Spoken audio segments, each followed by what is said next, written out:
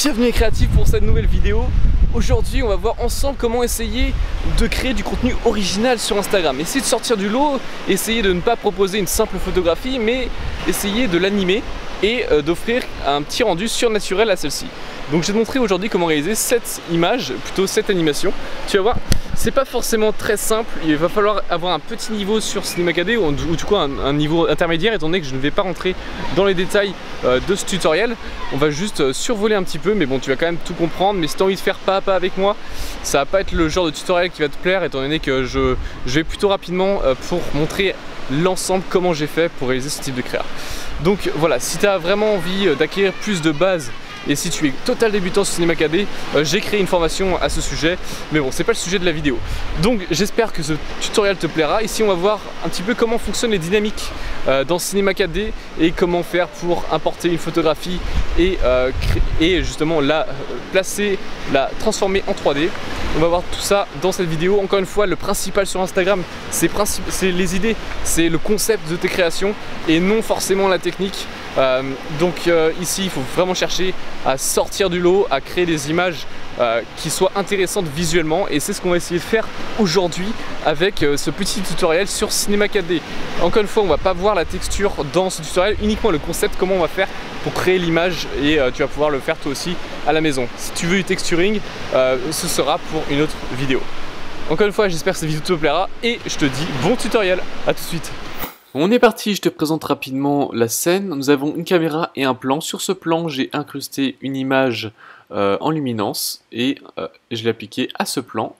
Et maintenant, ce qu'on va faire, c'est qu'on va changer la projection de ce plan, ou plutôt de cette texture. Donc ce qu'on va faire, c'est qu'on clique sur la texture, on change de type de projection par caméra, et on va mettre à l'intérieur la caméra qu'on a bien fait attention de la placer à 90 degrés du plan et bien alignée à celui-ci. Ça veut dire qu'on ne change pas la rotation. Maintenant, ce qu'on va faire, c'est qu'on va importer une base mesh, le Mal Bust que tu as déjà de base dans ton Cinema 4D. Une fois que c'est fait, c'est parfait, on va pouvoir le mettre à l'intérieur du plan et appuyer sur PSR, ça va en fait ajuster la position, la rotation de ton objet. Et maintenant on va juste faire une rotation histoire qu'il soit en face de notre caméra. Ok, très bien. Une fois que c'est fait, on va pouvoir réagrandir le plan étant donné que je l'avais rétréci, mais je vous ai coupé ça étant donné que ça ne servait à rien de rétrécir ce plan. J'avais envie de l'ajuster en fait par rapport à la taille de cette tête. Donc une fois que c'est fait, très bien, on va pouvoir changer la position de notre buste. On va essayer de le matcher avec l'arrière-plan, avec ma position de ma tête. Donc ici encore une fois, fais bien attention voilà, à la rotation, à l'angle de vue de ta caméra, et savoir si tu étais plus bas ou plus haut par rapport à ton modèle. C'est pour ça voilà, je switch avec Photoshop pour voir un petit peu la position de du personnage. Et donc une fois que c'est fait, je vais mettre la texture à l'intérieur de mon buste afin d'avoir la projection sur mon modèle.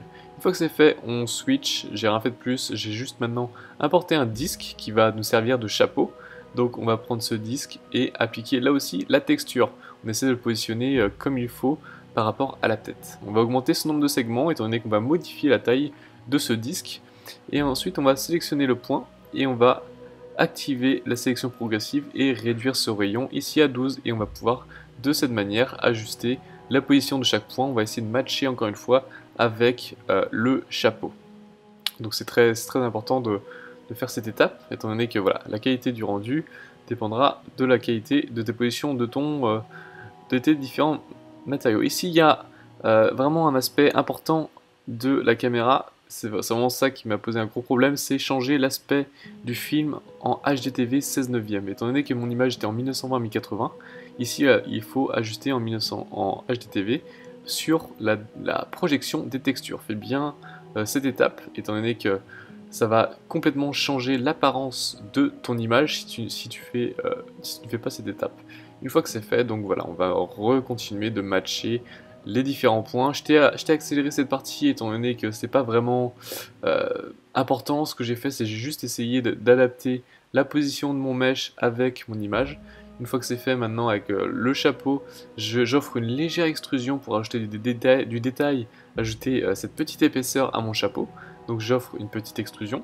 Ensuite, ce que je vais faire, c'est que je vais cocher couvercle afin que voilà, qu'il se ferme, afin que mon objet se ferme. Une fois que c'est fait, je vais sélectionner uniquement les arêtes afin de créer un léger biseau afin de créer cette petite épaisseur et avoir une transition au lieu d'avoir des arêtes trop franches. Une fois que c'est fait, voilà, nous avons notre personnage. Je vais réadapter encore une fois la position des points du buste. Donc on va aller se rendre en dessous, on va sélectionner en mode polygone, on va sélectionner tous les points, appuyer sur commande et drag and drop et tout simplement extruder de manière manuelle notre mannequin. Une fois que c'est mannequin, le boulard, notre modèle. Ensuite, une fois que c'est fait, on va utiliser l'outil couteau, on va appuyer sur KK pour avoir le couteau par ligne, et ce que tu vas faire, c'est que tu vas découper toute la partie noire de ton modèle. Ou en tout cas, toute la partie où tu as envie que le modèle soit vide, étant donné qu'on va, comme tu as pu voir, émettre des particules à l'intérieur de notre personnage. Donc une fois que c'est fait, tu vas pouvoir supprimer les polygones comme j'ai fait et changer les types de projection en avant, étant donné que j'ai envie que derrière ce soit totalement noir. Donc on veut que la projection de la texture se fasse uniquement sur l'avant, là où est la caméra. Donc une fois que c'est fait, on va juste changer la couleur de notre matériau en noir et on va l'appliquer cette fois-ci derrière afin qu'on ait un fond qui soit noir. Donc on va changer en arrière, comme ça nous avons le devant qui est coloré avec la texture et derrière c'est noir, comme ça on ne voit pas finalement ce qui se passe au fond de notre modèle. On va faire la même chose en fait pour le chapeau. Ce que je fais, étant donné que tu vois que la texture est projetée sur le haut du chapeau, ce qu'on va faire c'est qu'on va essayer de changer la forme de notre chapeau et l'incruster en fait en haut de la tête pour qu'il soit invisible à notre caméra. Donc ce que je fais c'est que j'ajuste les points, toujours avec cette sélection progressive qui est activée.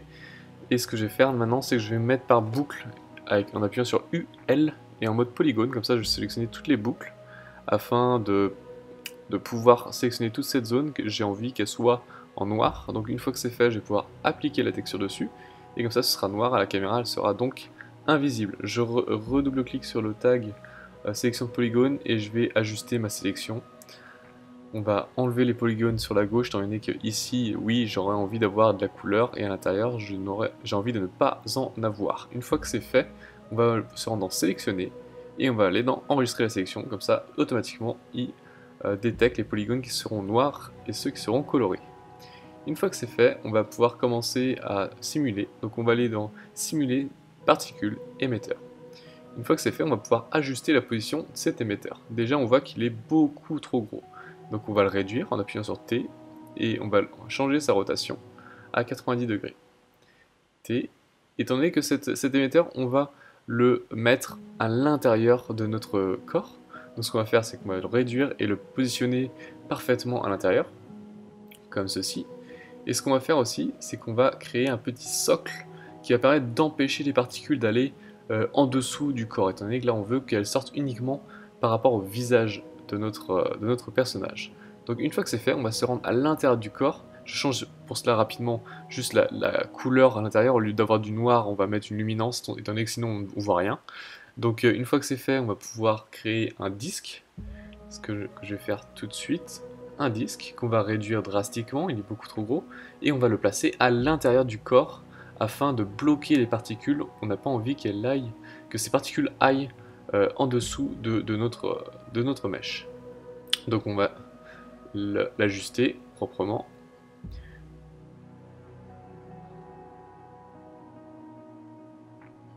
Comme ceci. Une fois que c'est fait, on va pouvoir le rendre éditable en appuyant sur la touche C pour rendre éditable. Et on va pouvoir ajuster chacun des points pour qu'il ne laisse aucun espace aux particules pour qu'elles s'échappent. Donc une fois que c'est fait, très bien, on va pouvoir le replacer dans notre groupe. Et ce qu'on va faire, c'est qu'on va réafficher notre couleur noire premièrement, et ensuite nous allons changer le background. Là je te fais une petite ellipse sur Photoshop juste pour te montrer comment j'ai rapidement changé le background, étant donné que normalement j'ai pris cette photo en portrait, donc ici je l'ai transformé en 16/9 en 1920 par 1080 pardon, et de ce fait étant donné qu'il va falloir que ça matche avec la caméra, c'est pour cela que j'ai choisi ce format. Donc une fois que c'est fait, une fois que j'ai changé le décor, on va rajouter une sphère qu'on va réduire drastiquement étant donné que ces sphères vont être nos particules qui vont être émises dans l'émetteur. Donc on va réduire sa taille, on va appuyer sur NB pour voir les polygones et on va changer sa disposition des polygones en hexaèdre. Ici je teste les différents et en hexaèdre. Donc voilà, une fois que c'est fait, on va pouvoir dupliquer cette même sphère, en faire une plus petite et une troisième encore plus petite. On va faire afficher les objets et rendre les instances et on va aller dans propriétés corps collision, étant donné qu'on veut que notre corps empêche les particules de sortir. On va copier le tag aux enfants, voilà, comme ça le stop particule chapeau et perso ont le tag de collision, mais il va falloir aussi ajouter une tag de dynamique pour les sphères. Donc on va aller clic droit, propriété simulation, et nous allons aller dans corps rigide. Donc là forcément je l'ai mis sur l'émetteur, mais il faut le mettre sur nos sphères, et dans le malboost, on n'oublie pas d'aller dans collision et rendre le maillage statique, afin que nos sphères rebondissent à l'intérieur de notre corps. Et ici je vais appliquer bien sûr le tag à nos sphères et non à notre émetteur. Donc une fois que c'est fait, ça fonctionne. Le seul problème c'est que nous avons le disque que nous avons créé à l'intérieur qui est mal placé, qui est au-dessus de notre émetteur. Donc c'est très simple, on va juste adapter sa position et le mettre en dessous de notre émetteur. Une fois que c'est fait, on va pouvoir lancer l'animation et nos particules sont bloquées, c'est ce que l'on voulait. On va juste réduire sa taille, étant donné qu'elles sont beaucoup trop grosses. On va la réduire et on va pouvoir lancer notre simulation. Et très bien, les particules sont bloquées à l'intérieur et elles tombent, c'est ce que l'on voulait. Parfait. Cependant, on va rajouter quelque chose qui est une sphère pour bloquer les particules, étant donné qu'on ne veut pas qu'elles soient directement projetées et qu'elles tombent directement. On a envie qu'il y ait une certaine quantité qui soit présente avant qu'elles tombent. Donc on va créer une sphère pour rebloquer, mais cette fois-ci à l'extérieur, les particules. Donc on va positionner comme il se doit notre sphère, on va le rendre éditable en appuyant sur C, et on va ajouter chacun des points en activant la sélection progressive, ici avec un rayon de 7. Et donc on va adapter notre forme de notre sphère, afin qu'elle corresponde à la forme de notre visage. Une fois que c'est fait, on va pouvoir sélectionner toute la zone où on veut que les particules soient bloquées, et on va aller en sélection et inverser, et on va supprimer les autres polygones qui ne nous intéressent pas. Une fois que c'est fait, on va pouvoir réadapter de nouveau la forme de notre sphère, comme ceci. Très bien. Parfait. Une fois que c'est fait, on va pouvoir renommer stop particule extérieur. Voilà, et on va le placer avec notre malboost, et on n'oublie pas bien sûr d'ajouter le tag à celui-ci et masquer le stop particule extérieur, étant donné qu'on ne veut pas le voir dans le viewport ni durant le rendu. Et donc voilà, maintenant ça fonctionne, nos particules sont bloquées à l'intérieur du corps. Mais on va devoir aussi le débloquer. Donc déjà, premièrement, ce que je vais faire, c'est que je vais me rendre dans émetteur, et la fin de l'émission, étant donné que j'ai augmenté le nombre de keyframes, je vais la stopper à 250. Pour pouvoir en fait qu'il y ait les particules qui grossissent constamment. Et là je vais aller dans le stop particule extérieur, celui qu'on vient de créer, et on va rajouter une keyframe sur chacune d'entre elles, et ajouter sa taille à 1, et ensuite à 0, afin qu'elle disparaisse en une seule frame pour libérer nos particules. Donc nos particules grossissent, et à la frame 60, paf, elle va passer de 1 à 0, et donc libérer toutes les particules et les laisser tomber. Comme ceci. Maintenant on va faire une dernière étape qui va être tout simplement le fait que ces particules flottent en l'air et aillent vers la droite. Pour ce qui est de, comme je t'ai dit, la texture, on va pas le voir dans ce tutoriel. Donc on va dans gravité et on va la mettre à 0. Pour aller sur ce panel projet, je t'invite à appuyer sur le raccourci commande D afin de pouvoir changer la gravité comme ceci. Donc une fois que c'est fait, nos particules flottent en l'air. C'est parfait, c'est ce que l'on voulait. Étant donné qu'il n'y a aucune masse, aucune gravité, nos particules vont flotter simplement. Mais elles vont vers la caméra. Bon, ça peut être un style, franchement j'aimais beaucoup ce rendu, mais je vais quand même ajouter une ventilation sur la gauche afin de faire partir mes particules vers la droite, étant donné que je ne veux pas qu'elles aillent vers ma caméra. Donc une fois que c'est fait, on va la placer correctement et ajouter dans les forces la ventilation et aller dans inclure dans les propriétés dynamiques de corps. Et nous allons aller dans l'émetteur aussi, émetteur, inclure, et on va drag and drop, déplacer notre ventilation et le mode inclure.